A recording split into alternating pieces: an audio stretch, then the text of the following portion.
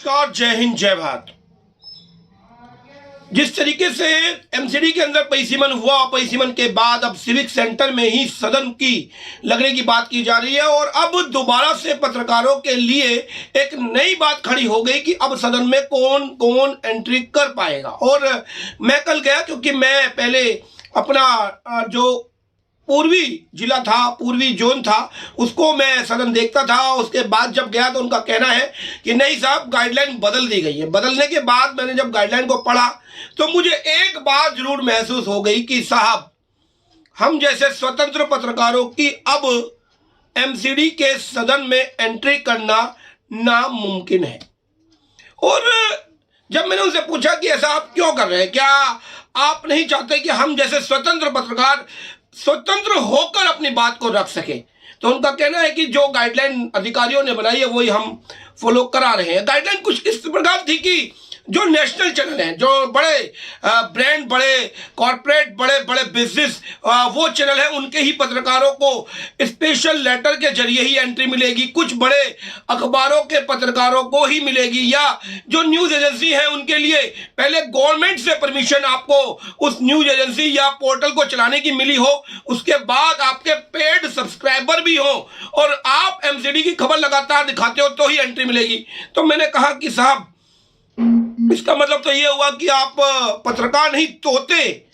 अब मैं गलत शब्द इस्तेमाल कर रहा हूं, मैं माफी चाहूंगा उन पत्रकारों के लिए जो सदन को कवर करेंगे, लेकिन वो जानते हैं कि उनकी हकीकत क्या है। क्योंकि जिस तरीके से ये बड़े कॉर्पोरेट, बड़े अखबार या बड़ी एजेंसी अपने पत्रकारों को बोल कर रखती है कि आप साहब जब जा रहे हैं ना, तो आपका देखने का नजरिया क्या होना चाहिए। जो बड़े कॉर्पोरेट किसी पार्टी के संरक्षण में चल रहे हैं, वो अपने संरक्षण को लगातार दे रहे हैं। और लगातार देने का मतलब तो यह हुआ कि पत्रकारिता नहीं हो रही साहब, वो संरक्षण ही हो रहा है। कुछ पत्रकार एक पर्टिकुलर पार्टी के लिए खबर चलाएंगे, कुछ पत्रकार दूसरी पार्टी के लिए खबर चलाएंगे, और ऐसा ही होता रहेगा। क्योंकि सदन में जो पत्रकार जा रहे हैं, उनका जो क्राइटेरिया फिक्स किया, वह इस लोकतंत्र के अंदर स्वतंत्रता नहीं दिखाता। और जिस तरीके से इस लोकतंत्र की बात की जा रही है और या राजतंत्र की बात की जा रही है, राजतंत्र शब्द ज्यादा अच्छा रहेगा, कि इस राजतंत्र के अंदर इस लोकतंत्र के चौथे स्तंभ की स्वतंत्रता छीन ली गई है। और मेरे जैसे न जाने कितने ही पत्रकार अब अपने आप को उस ग्रुप में या उस सदन में अंदर करवाने के लिए नेताओं की चमचागिरी भी करेंगे। जरूरत है साहब, क्योंकि अब यदि नेता कुछ सिफारिश या कुछ साठ गांठ लगाकर उनकी एंट्री करा देंगे तो उन्हें लगेगा चलो जी अपना काम बन गया। लेकिन उससे होगा क्या? उससे होगा ये कि उस नेता की लगातार चमचागिरी उसको करनी ही पड़ेगी।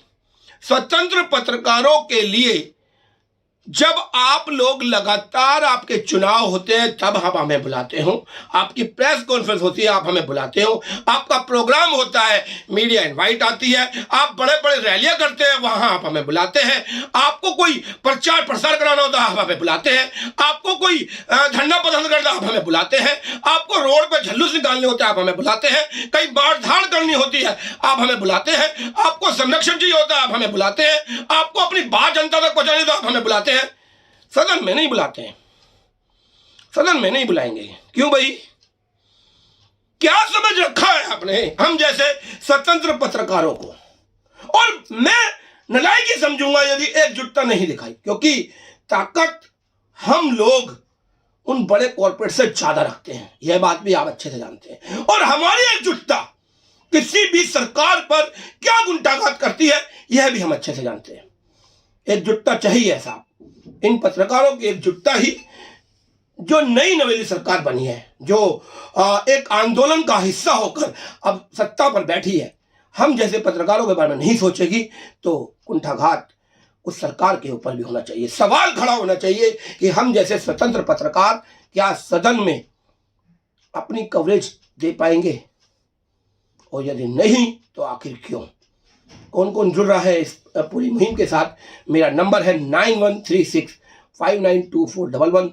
मैं सभी पत्रकार संगठनों का, क्योंकि दिल्ली पत्रकार महासंघ के अध्यक्ष होने के नाते और जितने भी पत्रकार संगठन हैं उनके नाते मैं चाहूँगा इसके लिए एक मुहिम खड़ी हो और सरकार झुकने के लिए तैयार रहे, क्योंकि जब मुहिम होगी तो झुकना सरकार को पड़ेगा। विराम देता हूँ। जय हिंद, जय भारत।